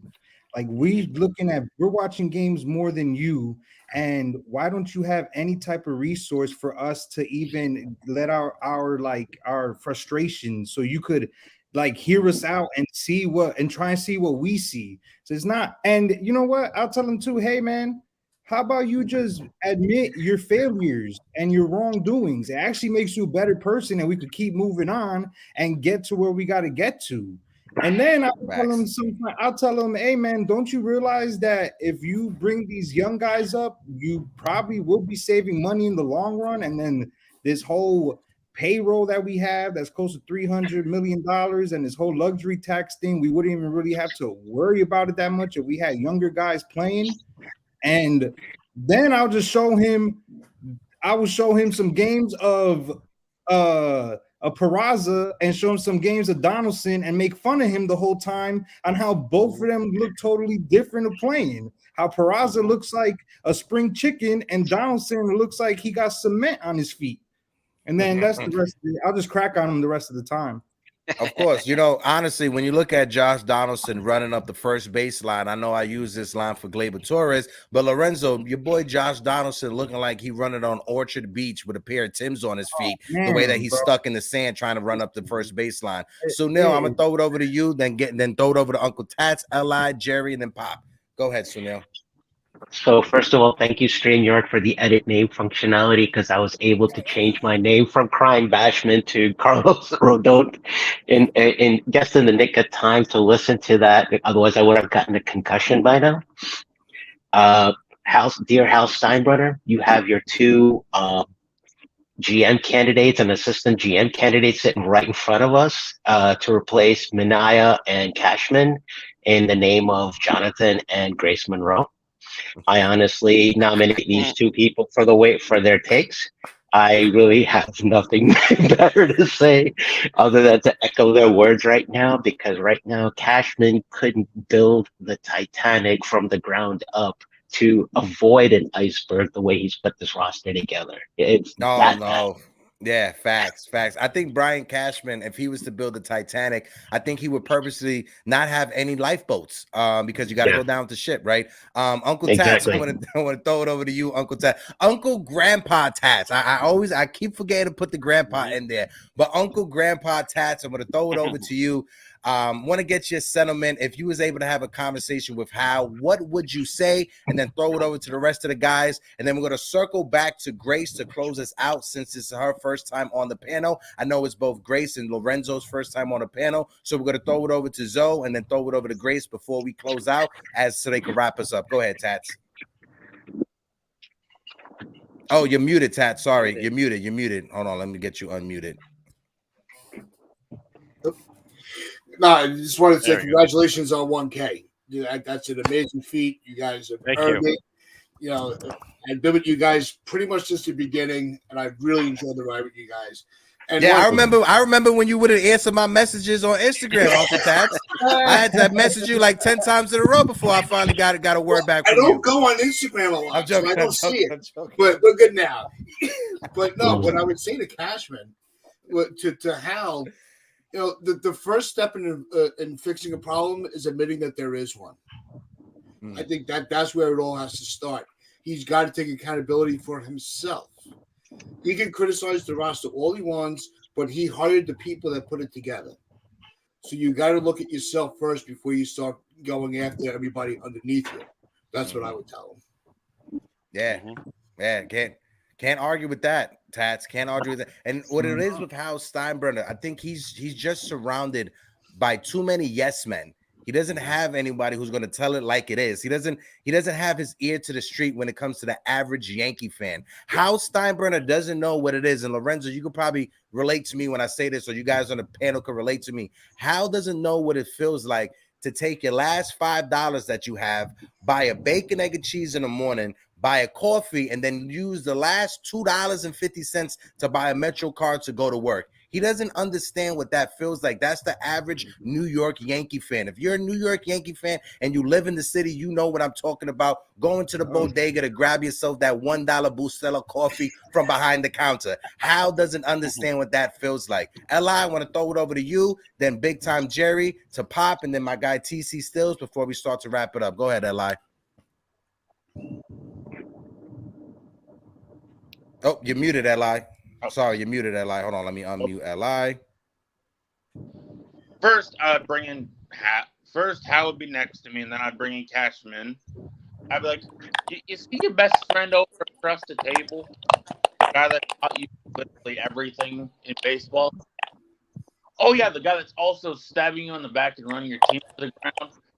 You are not the problem. I know for a fact you ain't the problem. You spend the money. You ain't cheap. You know how to spend money. But idiot across the table that's spending your money like a drunken sailor can't spend your money. Don't go to Sabian. Don't go to Minaya. Don't go to the other two. Don't go from one dinosaur to another dinosaur dipshit. Go outside the organization. Go to Arizona. Go to Arizona. Go to Atlanta. Go to Houston. Steal one of their guys. Do not hire a GM from in here. In here is already, it's moldy, it's decrepit, it's already unusable. That needs to be shut down. Agreed. Shut that down. Agreed. Go outside the organization. Do not hire inside. And a big part of the issue, I agree with you, Li, because You're frozen. Frozen. Hello? Am I frozen? Well, I'm just going to throw this in there. Grace and Ella just took their SATs recently and just got an 1800 each. I'm impressed with the takes. Hector, you're muted. Yeah, you're muted. And he's frozen. Can't hear you, Hector. Nope, he just muted. Go ahead. Hello, can you hear me? Oh, yeah. Yes. Yeah, there you go. And that's what it was. Li froze me. That's what it was because he has that effect. That guy. No, but what I was gonna say is I agree with you, Li, because for years they've been selling us on the idea of trying to become the Tampa Bay Rays when it comes to analytics, but they aren't hiring anyone from the Tampa Bay Rays organization to show us how they run analytics. They need to take Tampa analytic guys and bring them over to New York. Yeah, and they're not. Tampa knows how to rebuild and build at the same time and win. They know how to they know how to refresh their farm system as they compete for a championship. Jerry, I'm gonna throw it over to you, then throw it over to Pop and then TC before we come back to Lorenzo and Grace to close us out. Go ahead, Jerry. You're muted, Jerry. You're muted, Jerry. Hold on, I gotta unmute Jerry. He's got something wrong with the microphone. Yeah. Okay. Li, I'm gonna just mute you. Go ahead, Jerry. There you go. Can you hear me? Yeah, yes, sir. We can hear you, Jerry. Go ahead. I hear a lot of static in the line. No, you good. You good. Go ahead, Jerry. Okay, Hal. I've been a Yankee fan since 1956. 67 years, Hal. And I'm so disappointed with this team. You've lost your identity. You lost direction. You've got to get your GPS system and get back on track. Put the fire on Boone and Cashman. If you don't like this organization, sell the team. We're so disgusted. You have so many loyal fans, like Grace says. What a fan base. But you've disappointed us this year. Forget about Judge. Judge is not playing, and we don't even know if he's going to show up at all this year. But this team is a disgrace. If you want to see a comedy, just watch the Yankees. You'll get a good comedy show. Oh, yeah. And right. Well, I'd like to say one thing before. Hold on, Jonathan. Okay. Go ahead, Jerry. Can't you see that you've hit an iceberg and the Titanic is going down?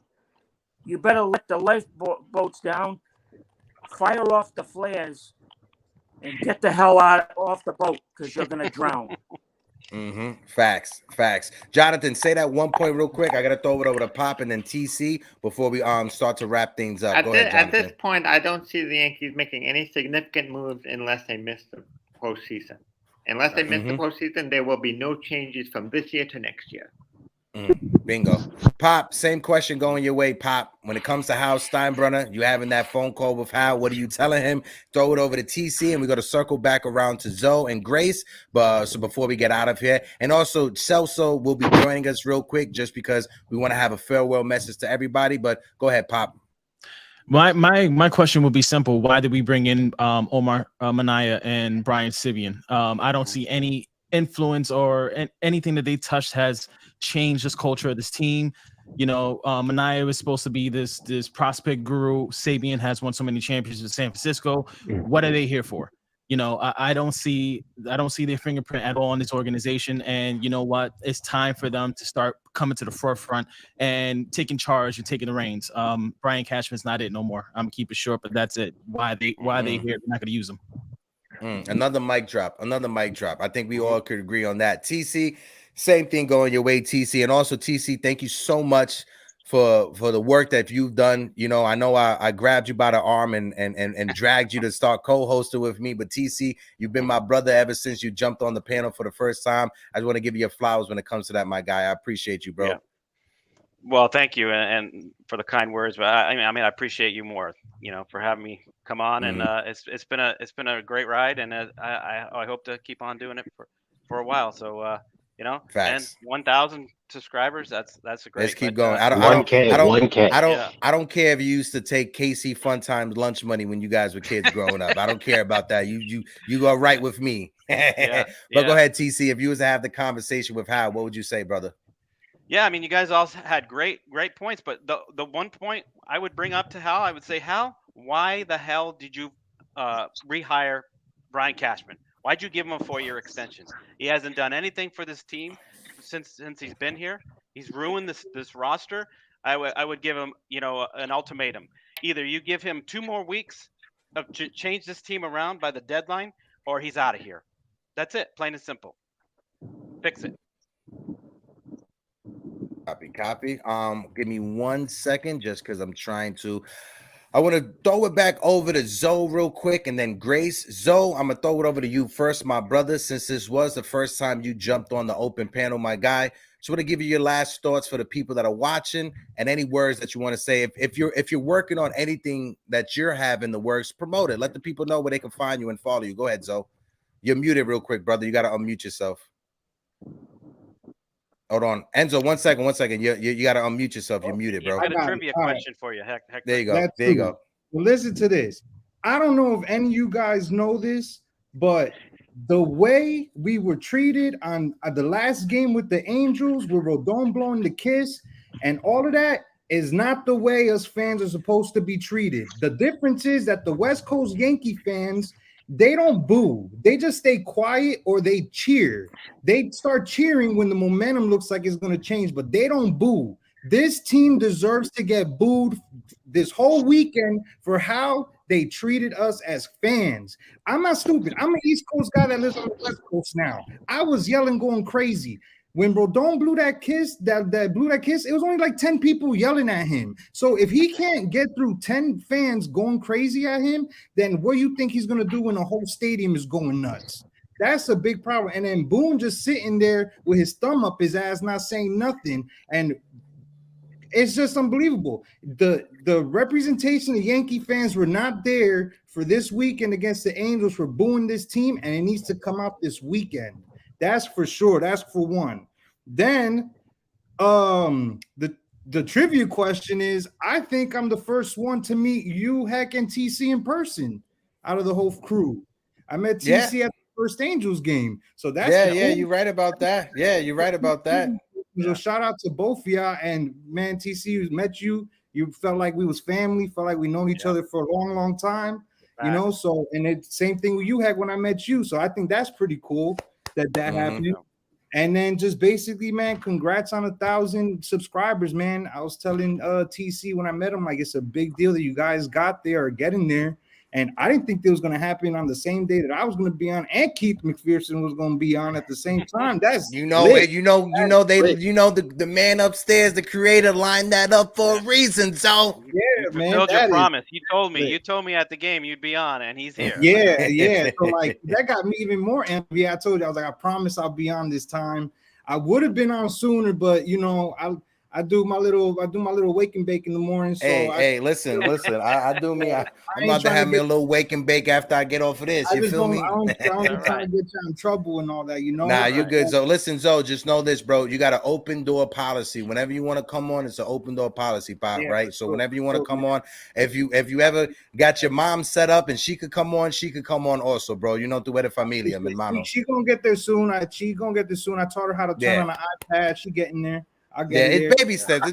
My mom to this day, my mom, she still calls me to tell her how to put YouTube videos on her Facebook. So I get it. I understand. But I want to circle back to Grace real quick. Grace, it was the first time that you was on the open panel. You've been very supportive of the channel and of the show. I got to give you your flowers for that. Your takes this morning was amazing. That energy you came in. I think every Yankee fan, they need to take some of that energy and hold it because it would do some good for them. But Grace, Last words for you on the open panel. Go ahead, Grace. I want to say thank you for letting me come on. Yeah, first time on the open panel, but I've been watching from the chat. But I want to say congratulations on 1,000 subscribers. That's amazing. I wish I could have subscribed, 20 times, but I could only do it once. So, but the last thing that I would say to Hal, to bring it back, is I know it's hard to fire your uncle or your cousin or your brother or whatever he considers Brian Cashman. But here's the thing. It ain't personal. It's business, baby. Okay? Right. And you got to separate it. You can still invite him to the Thanksgiving feast. He can be around your Christmas tree. I don't give a, okay? But you got to do what you got to do, baby. It's time to grow up. Okay? The thing that kills us normal people about the Nepo babies, I think, is that they don't have any consequences. Because it's like you were saying, Hector, you get 4 quarters together, go down to the bodega and get your Cafe Bustelo, right? He's never done that in his life. He doesn't know what consequences means. He's never been, if I don't go into work today, I don't eat tonight. He's never been there. Yeah, he don't know what it's like to have pack of ramen noodles 3 meals in a row. He don't know what that's like. You see what I'm saying?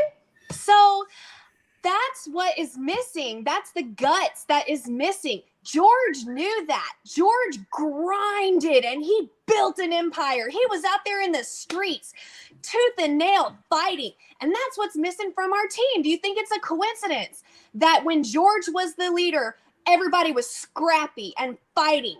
And everybody talks about how Joe Torre was a supportive manager and he didn't yell at them and he did this and that. That's because he had Derek Jeter on the team, Bernie Williams, Jorge Posada. They were bullying themselves. We don't have that anymore. We got Gleyber Torres out there playing grab ass or God knows what, and walk into first base like he's got all the time. Anyway, don't get me started on Gleyber Torres. All right.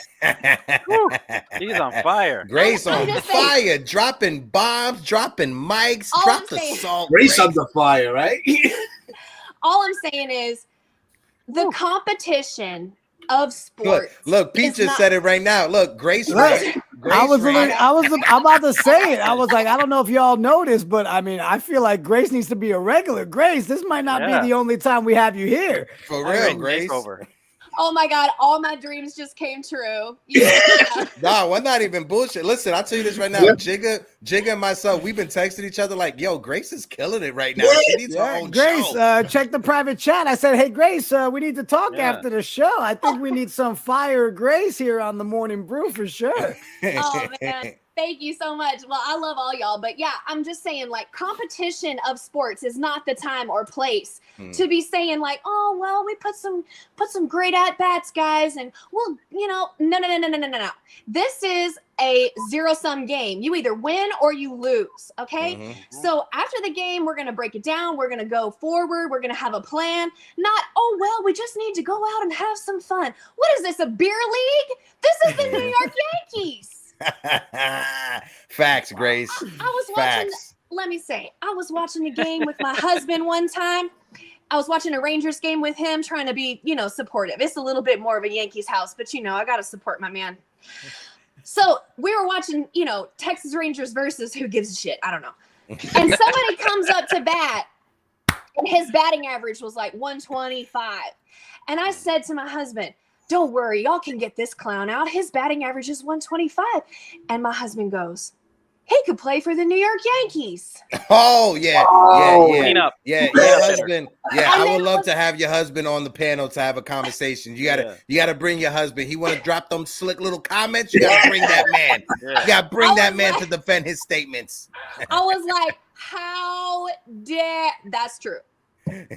No, but Grace, honestly, you killed it this morning. Honestly, what a show. In the private chat, MediaTeam at Morning Brew Sports, send us an email because honestly, we got to see what we could do. If we could get you on some shorts or get you on the open panel with me and TC on Tuesdays and Thursdays, we'll love it, Grace. So just make sure email Celso so we can set that up back and forth, and tell your husband, even though he's a Texas Ranger fan, he can still come on the open panel to have a conversation. Just know that. Welcome. Just know that everybody's welcome. Self, go ahead, bro. I know you wanted to say some last few words before we get out of here, broski. Real quick, Zoe, appreciate you, my guy. You know, Anytime, and homie. we're expecting a how you doing track, so get your ass back to How work, you doing? right? How you doing? How you doing? How you doing? Yo, Uncle Grandpa Tats, love you, bro. You killed it with bro. Good. Love you, bro. Yep. For always supporting us. Thanks for the thank you for the new nickname. Yeah, buddy, Uncle Grandpa Tats. Uncle Grandpa Tats. Tats, love email. You. Great job today. We appreciate all your support too, Grace. Thank you, Grace. In the email. And then I just want to say, everybody in the chat, man, thank you guys so much. You guys know the work that gets put into every single thing we do. Everybody that jumps up on the open panel every Friday, all of you that sit there and just vent your asses off in the chat with us and take the time to hit that likey button for us. Shout out to Pete Simonetti in the chat. Pete from day one reaching out to us and being like, I need these two idiots to work with me every day. Love you, bro. But seriously, thank you guys so much. 1K is only the beginning. It's a small milestone, but a big one for us. Sky's the limit. Heck, here we are, bro. A year later, 1K, baby. We starting 1K. over, and we did it 5 months, and here we are, 1K TC. All the love, bro. Everybody in the chat. Appreciate you guys so much. Thank you guys. Don't forget, 4 o'clock, get yanked. NYY News TV. We got a lot of shit to talk about. We do. And if you haven't yet, grab your tickets, guys. September 23rd is going to be a movie. It's not about the Yankees. It's about this right here. The fact that all of us get together to talk shit about our Yankees. We get to do it with drinks in hand. We get to bug the hell out. I'm so excited for September 23rd. Yeah. Guys, let's go. Let's go. Shout out to LI Yankee King. Shout out to Big Time Jerry. Shout out to KC Fun Time. Everybody who's a part of the open panel, shout out you guys. LI Yankee King, when he first, and I kid you not, I honestly mean this.